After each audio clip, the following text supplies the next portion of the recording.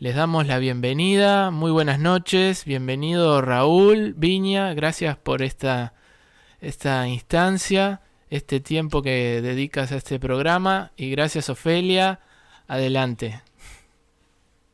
Estamos muy contentos de estar en Ceres, nuestra casa, nuestra segunda casa. Y bueno, gracias a vos, Guillermo, por todo lo que estás haciendo por todos nosotros. Hoy sí tenemos realmente un invitado de lujo. Es una persona que respetamos muchísimo, que es Raúl Viña. Él es integrante de MOBUS, que es el Movimiento Uruguay Sostenible, y es la gente que para mí está llevando más al detalle y día por día todo lo referente a lo que está pasando ahora con UPM, el contrato UPM.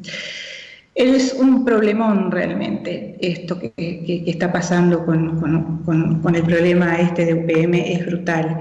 Nosotros así vamos a hablar ahora con Raúl y después lo que vamos a hacer es invitarlos también, porque seguramente no nos va a dar con lo que podamos hablar hoy. Vamos a realizar una mesa redonda por el contrato UPM. Y esta mesa redonda se va a realizar el 25 de abril en Perro y Escocería, en el local de Pisaloca, a las 19 horas. Y los invitados van a ser el doctor Lust Ita, Eduardo Lust Ita, que es profesor, doctor, abogado y también profesor en Derecho Constitucional de la Universidad de la República Oriental del Uruguay. Y después Raúl Viña también nos va a acompañar y bueno, ya lo vamos a presentar, no sé si ya está saliendo en pantalla. Sí. Bueno. Sí, bien. Entonces, hola Raúl, ¿cómo estás? Hola Ofelia, hola Guillermo, muchas gracias por la oportunidad de estar hoy con ustedes. Y sí, Ofelia, lo que tú dices es totalmente cierto. Lamentablemente, las acciones que el gobierno ha venido llevando en relación a la posible instalación de otra planta de celulosa en nuestro territorio, van mucho más allá y son mucho más complicadas de las que llevaron a la instalación de las dos primeras.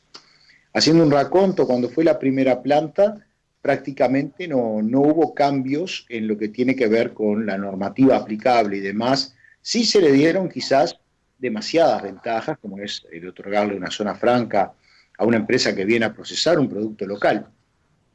Algo que no puede hacer en otra parte del mundo porque necesita de ese producto. O sea, no se hicieron valer las ventajas que tenía nuestro país. Pero cuando llegó la segunda planta, la cosa fue peor, porque sí, directamente ahí, ya por escrito, el gobierno del momento, en ese momento era el presidente, el señor Mujica, le firmó un contrato, algo que realmente no se entiende cómo un país puede firmar contratos con empresas que van a establecerse en su territorio. Yo te quiero hacer unas preguntas justamente por el contrato y algunas cosas más, porque dentro de lo que es el contrato de UPM hay algunas cosas que nos preocupan sobremanera. Primero, el mismo contrato, realmente tenemos dudas, yo casi certezas diría, de que ni siquiera es un contrato, porque en un contrato siempre hay obligaciones y derechos de ambas partes, y esto es como uno lo lee y son cesiones y concesiones, cesiones y concesiones. Eso es una cosa y la que nos preocupa muchísimo. La verdad que creemos que no tendría que haber sido firmado o por las personas que se firmó. Después hay otro gran tema que nos importa y que nos preocupa muchísimo, que es todo el impacto ambiental y los estudios de medio ambiente que no se hicieron, y los que se hicieron y se presentó por parte de la empresa sabemos que tuvo una cantidad de problemas que estuvieron, o sea, no me acuerdo si eran 5 o 6 puntos básicos, y creo que había uno solo que estaba bien y los demás todos tenían problemas. Y después está todo el tema de todo el impacto social, el ítem que realmente no es un negocio, y hay una cantidad de cuentas que yo sé que ustedes ya hicieron y que dejan de manifiesto que esto no es un negocio. Después está el otro gran bloque, que es lo referente al CREN. Para nosotros es el tren de UPM, se está criticando mucho porque la gente le llama el tren de UPM, pero realmente si vos tenés un tren con determinadas características que son muy específicas y que hace un recorrido muy específico y que es obvio que es para la empresa. Entonces, yo te pido que vos arranques por donde te parece esto. Yo sé que es algo muy complejo, no lo vamos a poder hablar todo en los minutos que nos quedan, pero va a servir para que pueda la gente ir luego a ver esa mesa redonda que vamos a realizar. ¿Te parece? ¿Cómo no? Para empezar con lo primero que tú decías. No, realmente no es legalmente lo que se define como un contrato. Es un documento, carta de intención, precontrato, se le puede llamar de diferentes formas.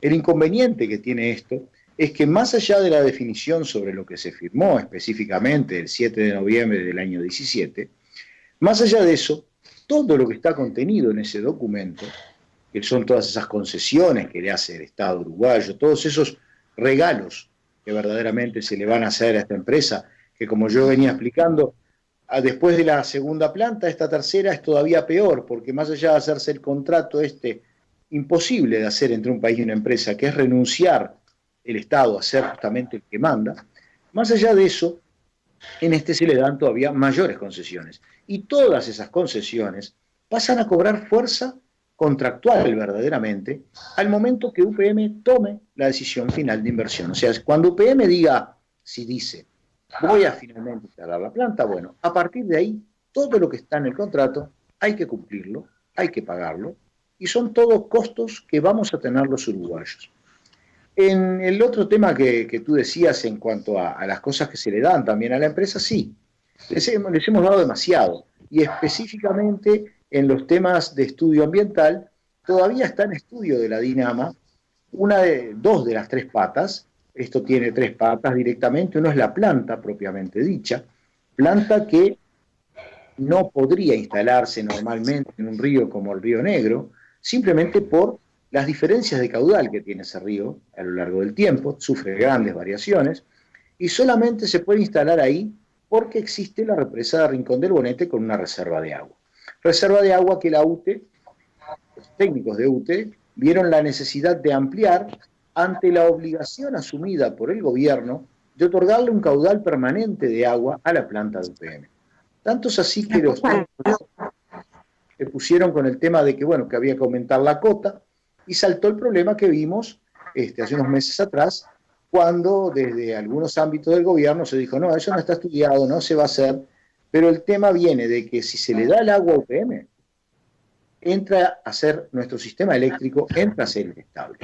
Podemos entrar a tener problemas porque el agua que se le va a dar a UPM es agua que no se va a estar utilizando como reserva o como para generación de energía eléctrica. Si aumentamos la cota, como los técnicos de UTE vieron en la necesidad de ellos, que es mantener el sistema eléctrico, dijeron, bueno, la forma de hacerlo es teniendo más agua en el embalse, y de esa manera la reserva es mayor y podemos aguantar este drenaje que nos pide UPM. Que nos pide no, que nos exige UPM. Y lo exige porque cuando los técnicos de la Dinama dijeron, no, pero el río no aguanta, le presentaron el artículo dentro de ese documento firmado que dice que la República Oriental del Uruguay se compromete a mantener el caudal del Río Negro, como si fuéramos alguna deidad, alguna divinidad del Olimpo, capaz de mantener el flujo de un río. Bueno, ante eso saltó el tema de que, claro, si se sube el nivel, desaparecen las playas de San Gregorio y demás, y entonces se le dio marcha atrás, pero estamos en un problema grave porque si se instala UPM y se le da el agua, el sistema eléctrico va a tener problemas. Bueno, UPM exige que esa agua se le entregue, y ese es uno de los temas que tenemos todavía complicados en esa pata. La otra pata ya pasó su primer examen, que es la pata del tren. Tren que, por ejemplo, a la gente de Sarandí Grande se le prometió, incluso el propio intendente del departamento les presentó un plano de por dónde iría la vía por fuera del área urbana, pero vemos que cuando sale el decreto del Ministerio de Vivienda, hace solamente mención a lo que había presentado la empresa en nombre de transporte de la Casur, es la empresa, lo que había presentado esa empresa a la Dinama, que es el tren por dentro del pueblo. Como resultado de eso, se produce una reacción muy importante de la población, algo muy interesante para tener en cuenta. La población que se siente entonces traicionada por el sistema, la población que se da cuenta que le mintieron, ahora está trabajando, utilizando las herramientas constitucionales, en forzar un plebiscito local con una sola cláusula. Prohíbes el pasaje del ferrocarril central por la planta urbana de Florida. Prohíbes el pasaje del ferrocarril central por la planta urbana de 25 de Mayo. Y prohíbes el pasaje del ferrocarril central por la planta urbana de Sarandí Grande. Ante eso, evidentemente, los gobiernos departamentales que hasta ahora han estado omisos en sus responsabilidades, han estado omisos en controlar lo que el gobierno central debe de hacer para UPM en sus territorios, van a estar, por supuesto, que obligados a actuar. Tengamos en cuenta que el trazado de este tren del convenio, contrato, documento o lo que sea que se le firmó a UPM, es un trazado de tren que mantiene la línea que tenía el ferrocarril en 1860. Y evidentemente algo debe de haber cambiado en el Uruguay en 160 años. Por otra parte, tengamos también en cuenta que ese tren va a la tercera pata del sistema, que es el puerto. Y el puerto es una facilidad que se le da a UPM, un regalo más que se le da a UPM en la bahía de Montevideo, obligando a costos para el Uruguay a un cambio en el tratamiento urbano de la zona de la bahía de Montevideo, zona que se venía tratando de recuperar, de unir a la ciudad, y que ahora se va a ver dividida por otra barrera física más, que va a ser un viaducto elevado, por debajo del cual va a quedar la ruta actual. Las historias de estos viaductos elevados y las rutas que quedan debajo, si uno cruza el río de la Plata y va a Buenos Aires, va a ver que se generan por debajo de esos viaductos normalmente, y sobre todo asociados a áreas portuarias y demás, zonas muy complejas, zonas muy complicadas. Bueno, ese es un problema social que va a tener que afrontar Montevideo, porque cuando la Intendencia en sus estudios declaró que el trazo solamente le convenía a la empresa UPM, lo que iba en contra de los intereses de la ciudad y del departamento, simplemente le llegó la orden de arriba y metieron bien en bolsa, y ahora tenemos el estudio que marca que el tren va a pasar por ahí. Esas son algunas de las cosas. Pero el tema principal que tenemos acá es lo que tú estabas diciendo al final. ¿Dónde está el negocio? Si yo te planteo a ti, Ofelia, a ti, Guillermo, o a cualquiera que está mirando un negocio, tu primera pregunta va a ser, ¿cuánto gano yo en ese negocio? El problema es que en la forma que está planteada esta transacción con la empresa UPM, Uruguay solamente en el tren va a gastar más de 2.200 millones de dólares. Cuando le sumamos al tren los cambios en el puerto, porque el puerto en sí para UPM, su terminal se la van a hacer ellos, pero se obliga al cambio de lugar del dique Saco, se obliga al cambio de lugar de la flota pesquera, todos esos son costos que estamos asumiendo nosotros. Completado todo esto por un contrato leonino. ¿Ustedes están bien? Por el cual la UTE le compra energía a UPM. Esa compra de energía implica para todos los uruguayos un gasto más en la factura, un aumento en la factura del 2% por 20 años, lo cual evidentemente le quita al país mayor competitividad. Véase que los costos energéticos que tiene el Uruguay ya son altos, todas las industrias tienen problemas para soportar los costos energéticos, los empresarios a veces se pasan del gasoil a la leña y después tratan de poner gas y después vuelven a la leña, con costos, con pérdidas de competitividad, y la electricidad, que gracias a las represas, gracias a los molinos, gracias a los paneles solares, que prácticamente no se independizan del petróleo en la generación de energía eléctrica, y podría ser más barata, ahora se va a ver encarecida ante la obligación de comprarle electricidad a UPM. No lo decimos nosotros desde el Movimiento Uruguay Sustentable, es un estudio de la UTE que salió publicado a los pocos días de la firma del contrato en el mes de diciembre de 2017. Nosotros trabajamos así, de esa manera, o sea, buscando la información, tratando de llevarla lo mejor posible, analizándola y discutiéndola cuando se nos permite o se nos da la oportunidad. Así hemos desafiado, verdaderamente, el gobierno que salga a defender lo que están proponiendo. Raúl, tú y el MOUS ha hecho un desafío público a las autoridades de gobierno para poder mostrar los números que en realidad trascendieron, porque ustedes lo que hicieron fue de lo que fue trascendiendo y quién lo dijo, ¿verdad? Van armando ese puzzle, porque en realidad el gobierno sigue sin dar los datos que tiene que dar, incluso parlamentarios, y no se los da. No terminan de dar todo el estudio de lo que va a salir toda esta farra, ¿no? Entonces, ustedes, en base a ese esfuerzo de ir juntando lo que dijo uno y otro, han armado ese puzzle, ¿verdad? Ciertamente, y tienes razón, sí, en que el gobierno no le da información al Parlamento, pero nosotros sí se la hemos dado. Nosotros le hemos llevado la información nuestra al Parlamento y lamentablemente tenemos que decir que en todas las tiendas políticas hay un silencio sobre este tema.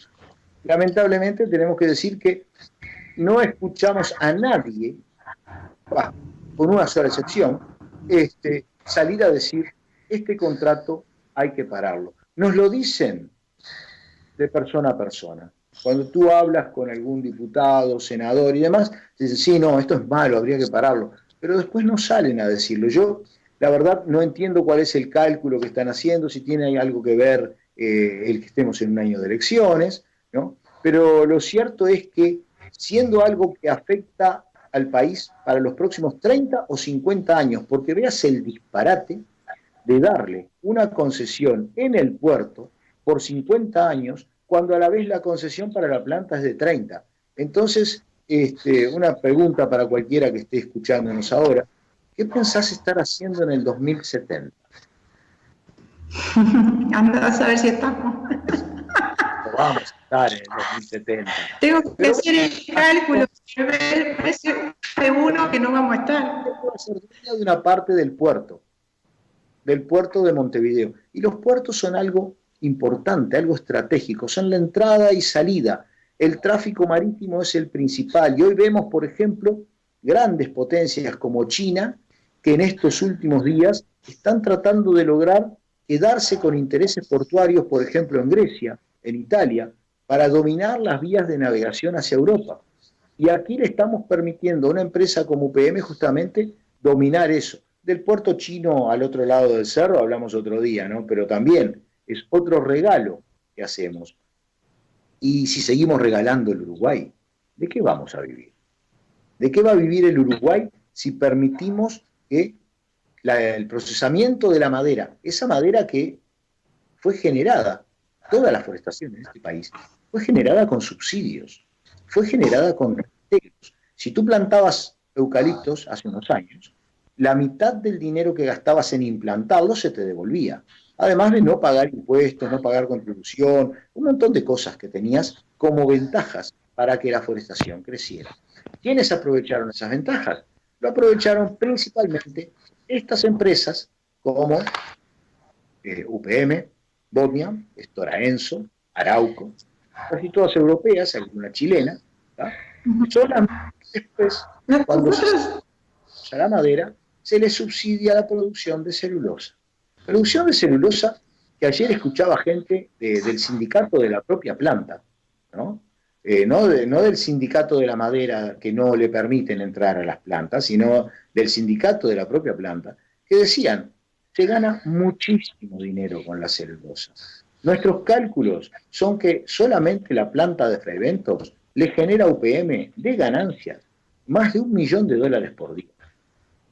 Es mucho dinero, son 400 millones de dólares al año de ganancia. O sea, después de que la empresa compra la madera, le paga a sus 200 empleados, porque ese es el personal que tiene, más allá de todo lo que digan y de todo lo que quieran que aparezca, la lista de empleados son 200, después de que pagan sus empleados, pagan combustibles, mantenimiento y demás, le queda todos los días una ganancia de $1 millón libres.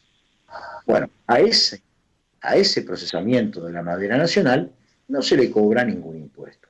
Alguien puede decir, bueno, pero si les cobramos impuestos no vienen.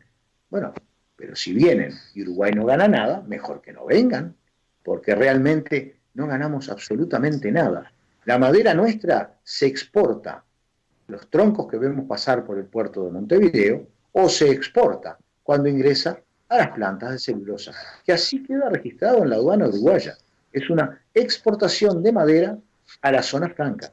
Y cuando la celulosa sale de la zona franca, no dice que procede de Uruguay, dice que procede de determinada zona franca. Yo siempre traigo a colación, para los veteranos, cuando aparecieron los televisores color aquí en el Uruguay, a principios de la década del 80 del siglo pasado. Por eso digo para los veteranos.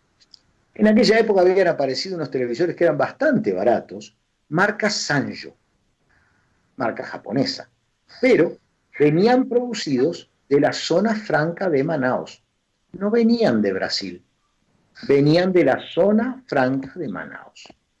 También habían aparecido otros televisores, la marca OEC y otras marcas por el estilo, producidos en la zona franca de Tierra del Fuego en Argentina. Pero no eran de Argentina, eran de la zona franca.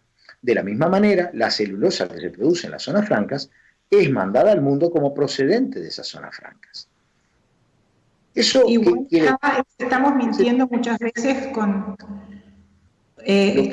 muchas veces con los números. ¿Cómo? Claro, que en Uruguay se maquilla, por decirlo de una manera, los números, haciéndolo ver como que realmente son exportaciones de Uruguay. Claro, el tema es que, por suerte, los organismos oficiales no lo hacen. El Banco Central no lo hace. La aduana no lo hace. El único organismo que lo hace es un organismo que tenemos en presidencia, que es el que se denomina Uruguay 21. Ese Uruguay 21 les pide datos a las empresas, pero los datos de cuánto venden y a dónde venden no los tiene el país, porque no salen del país. Y esos datos después los publica y dice que el Uruguay le vende celulosa al mundo. Pero bueno, es una ficción, totalmente es una ficción. Está bien que lo hagan, es un organismo, una oficina que tenemos que debe de tratar de hacer propaganda. Y hay quien dice que en la propaganda se puede mentir. Y bueno, esta gente lo que hace es decir que el Uruguay esa celulosa la exporta y tienen que hacer todo un cálculo de cuánto se vendió la celulosa, de acuerdo a lo que le informan las empresas, porque no tenemos el dato, cuánta celulosa vendieron, de acuerdo a lo que le informan las empresas, porque oficialmente tampoco tenemos ese dato, y restarle la exportación de madera que se le hizo a esa zona franca. Y con eso tratan de obtener un número que más o menos les da una cierta cantidad de millones de dólares, pero que, repetimos, ¿no?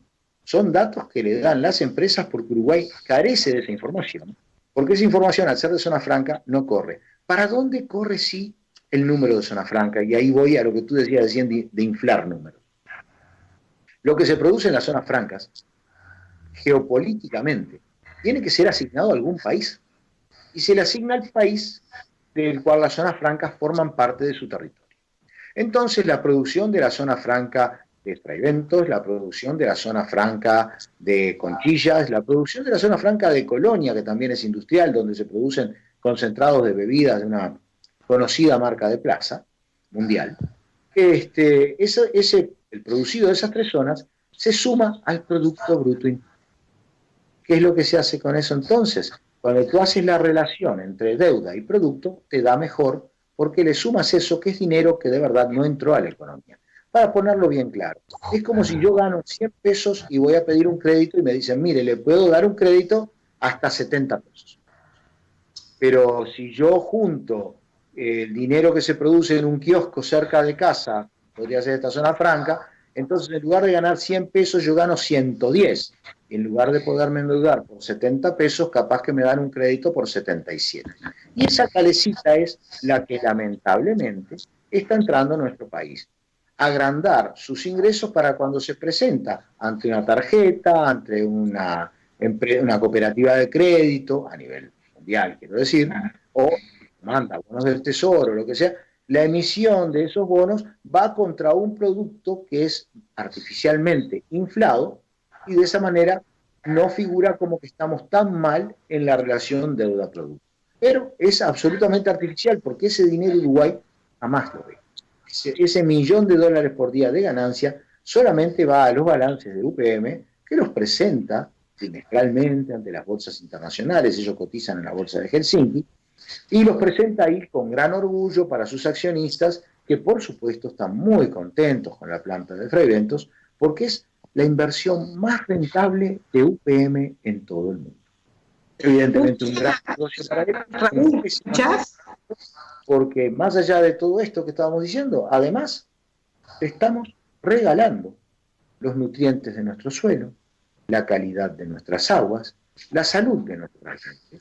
Se las estamos regalando para que ellos hagan su negocio. Y ahora con esta tercera planta vamos a comprometer aún más al Río Negro, y aplaudo, sí, una de las cosas que la Dinama hizo, que ellos reconocieran, que es que en determinados momentos, si se instala la planta en el Río Negro, la van a tener que parar. ¿Por qué? Porque en una seca no va a haber agua suficiente para cumplir con sus requerimientos y la planta no va a poder funcionar. A ese extremo llegamos. ¿Cuánto nos van a cobrar por no cumplir el hecho de que el agua se las teníamos asegurada? Eso no lo sabemos todavía, pero que nos van a cobrar, porque esto no es ONG, esto no es una empresa de beneficencia, es un negocio, ellos buscan hacer su negocio, está muy bien que lo haga. Yo creo que el señor Susi Pezón, el jefe de llamarle de alguna manera, es una persona muy inteligente, que trabaja muy bien para la empresa, y lamentablemente del otro lado, nuestro gobierno no le llega a los talones. Raúl, viste que el tiempo se nos voló. Tenemos muchísimas cosas que hablar. Pero ustedes sé que lo hacen, especialmente Guillermo ahí como operador, que tiene que controlar que no se nos vaya de las manos. ¿Sabés qué, Raúl? Son muchos los temas, entonces me encantaría poder hablar otro día de diferentes cosas, por ejemplo, todo lo que pasó con el estudio ambiental y con el proyecto que se presentó al Ministerio, que estudiaron la Dinama, y todo, bueno, todas las objeciones que hubieron, que fueron muchísimas, y eso después se resuelve, pasarle por arriba con un decreto o la voluntad presidencial, y hay muchas otras cosas tremendas que yo estoy viendo, o sea, todos estamos viendo, como que cada vez que hay algo para resolver, meto un decreto y ya está. O sea, estamos con el decreto Mordaza, el decreto que es el 54 de este año, que tiene que ver con la ampliación, supuesta ampliación del puerto Montevideo, que en realidad es otro puerto y ya sabemos para quién es y en qué condiciones es. Y bueno, y después hay varios más, ¿no? O sea, hay orden de seguir para adelante con el tema de la instalación de la fábrica de UPM, de la pastera, sin que hayan ni siquiera cumplido con la presentación de un proyecto en forma, ya ni siquiera un estudio ambiental. O sea, hay una cantidad de cosas que faltan del proyecto. O sea, ellos tenían que hacer estudios que no hicieron, cálculos que no hicieron, siempre se tiene que hacer, declarar los tiempos de las obras, de cada etapa de las obras, nada. O sea, hacen agua por todo.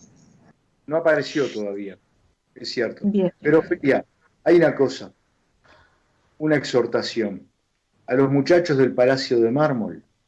Muchachos, pónganse los pantalones, ¿no? O las polleras, lo que corresponda si quieren, o pueden los pantalones también. Pero realmente se los dejó totalmente de lado, se pasaron por arriba al Parlamento, se le envió una denuncia al Parlamento para que actuara, el Parlamento no actuó. Verdaderamente están pintados. Vamos a hacer una cosa, vamos a invitar de nuevo a todos los amigos de Ceres y a toda la gente que nos está viendo y escuchando el día de hoy para esta mesa redonda que vamos a realizar el día 25 de abril, que va a ser a las 19 horas en el local de Pizza Loca, que es en Escocería y Berro, es la esquina, un lugar espléndido que es de nuestro compañero Ciro Echeverry, y vas a estar tú, Raúl, y también va a estar el doctor Eduardo Luz Ita, que es el profesor de Derecho Constitucional de la facultad, y probablemente todavía no tenemos otra persona más, pero queremos invitar a alguien que defienda el proyecto, y porque nosotros no somos gente que bate siempre la misma historia, ni estamos politizados a favor de nada. Nosotros lo que vemos es,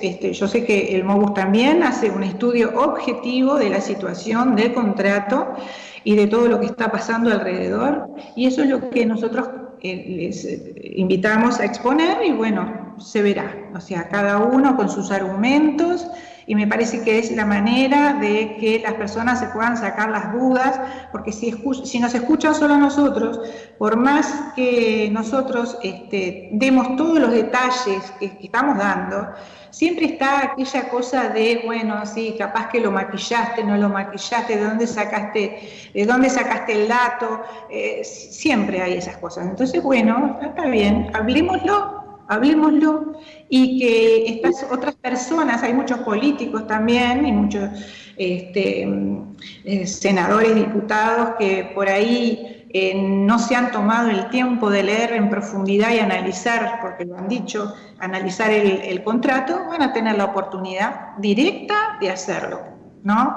Entonces, estamos invitando a todos los amigos, a los oyentes, y creo que va a ser una instancia imprescindible, sobre todo porque en Radio Ceres y en este programa hay gente que está muy interesada en escucharlo. Así que, bueno, yo te agradezco, Raúl, muchísimo que hayas estado con nosotros hoy. Creo que en algún momento tuvimos un poquito de problema de comunicación, tal vez, pero o capaz que me salía a mí nada más. Espero que haya quedado bien grabado, porque la verdad que todos los datos que nos diste son muy importantes. Te invitamos, queda abierta la invitación para cualquier otro día poder charlar aquí en el programa La Candidata, este nuevo programa de Ceres FM. Y bueno, los invitamos a todos, por favor, agéndenlo, porque Raúl tiene muchísimas más cosas para decirnos. ¿Querés darle una última opinión? Sí. Ofelia, que vaya alguien, aunque más no sea, a presentar, digo por dignidad, ¿no? Por dignidad, a presentarse para explicarnos a los uruguayos por qué están haciendo esto. Fíjate que ni siquiera se presentaron en el Parlamento la otra semana, cuando incluso hasta el partido de gobierno había accedido a que se presentaran, el Poder Ejecutivo dio la orden de que no. Es el ocultamiento, el no presentarse, el demás, verdaderamente no es lo que lleva a lograr la transparencia, a lograr que, si alguna de las cosas que yo digo está mal, me lo hagan ver y me expliquen por qué. Pero hasta ahora, verdaderamente, nosotros estamos totalmente convencidos de lo malo que es este proyecto para el país. Bueno, va a quedar muy en claro. Yo les agradezco muchísimo, Raúl y Guillermo, que nos está ayudando desde ahí, desde la casa central de la radio. Y bueno, quedamos por acá y a las órdenes para cualquier pregunta que los oyentes puedan hacer. También, si es algo dirigido a Raúl, se lo haremos llegar. ¿Les parece? Muchísimas gracias. Gracias a ti, Raúl. Gracias, Guillermo. Bueno, muchas gracias a ustedes y un abrazo, y será hasta el próximo encuentro. Gracias, Raúl. Gracias, Ofelia. Gracias, Raúl. Hasta luego.